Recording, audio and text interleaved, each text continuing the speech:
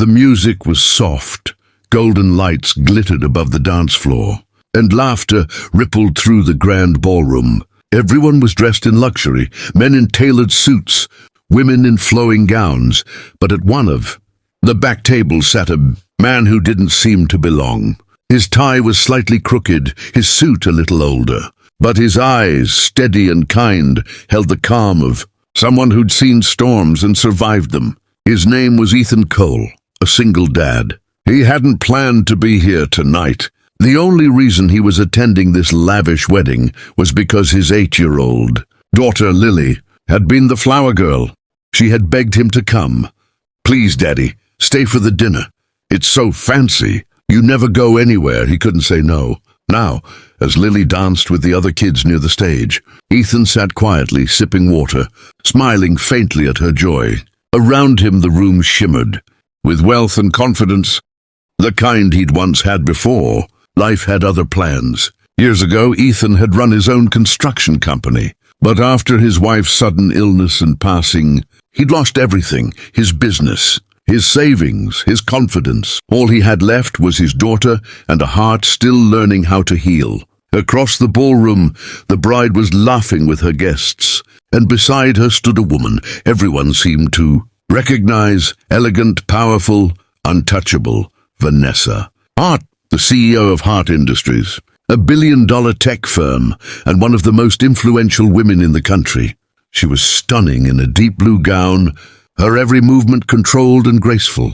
But there was something distant in her eyes, a loneliness that no diamond could hide. As the music changed to a slow, romantic tune, couples began pairing off on the dance floor. Ethan smiled, watching Lily yawn and curl up in her chair. He was about to take her home when a soft voice interrupted. She gave a small, knowing smile. "Women like me spend so long building walls, we forget how to let anyone close." They fell silent for a moment. The music washed over them like a memory, something tender and bittersweet. For the first time in years, Ethan allowed himself to simply feel. No guilt, no fear, just the quiet rhythm of connection. Later that evening, as the party wound down, Vanessa joined him at his table. She asked about Lily, about his work, about his life before everything fell apart. And Ethan, though reserved at first, found himself opening up. He told her how he'd lost his business after his wife died, how he'd been working as a handyman ever since. "But Lily keeps me going," he said softly. "She deserves a better world, even if I have to build it from scraps."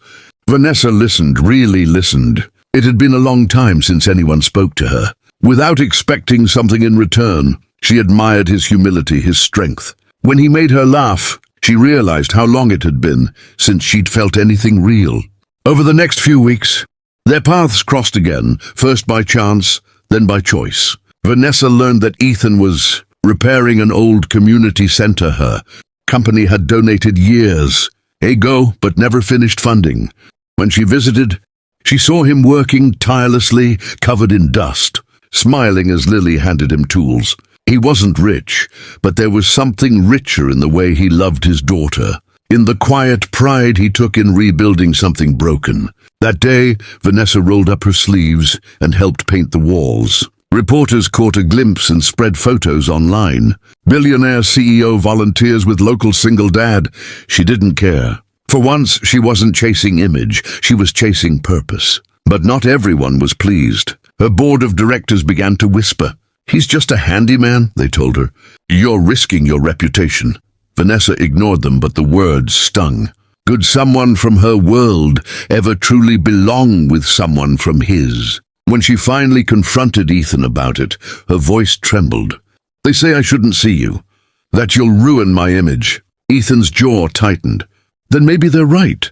You deserve someone who fits your world, Vanessa. I'm just trying to survive mine." He started to walk away, but she stopped him. "You think I care about their world? You're the first person who's ever seen me as human." Silence hung heavy between them. Finally, she whispered, "I don't want to dance around this anymore. Ethan, I want to dance with you. For real this time." Months later, the grand ballroom that once separated them became the same place, where they reunited only now. It was filled not with strangers, but with friends, children, and families from the community center they'd rebuilt together. As music filled the air again, Vanessa took his hand, just like that first night. "You still think you can't dance?" she teased. He smiled. "Only when I'm not with you."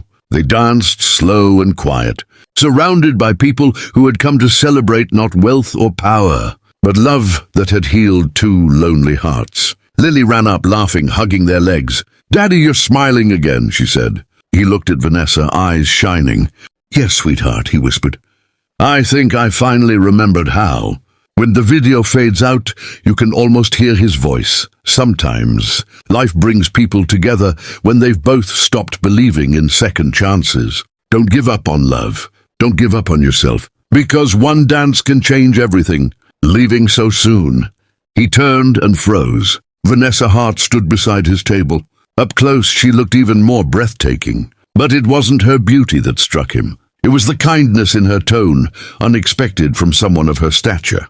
"Oh, I was just going to get Lily home," Ethan said, half standing, unsure how to act. Vanessa smiled faintly. "She's fast asleep. Let her dream a little longer." Then, to his utter shock, she extended her hand toward him. "Dance with me." For a moment, Ethan thought he'd misheard her. I'm not much of a dancer," he stammered. She tilted her head.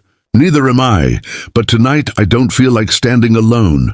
Something in her voice softened the space between them.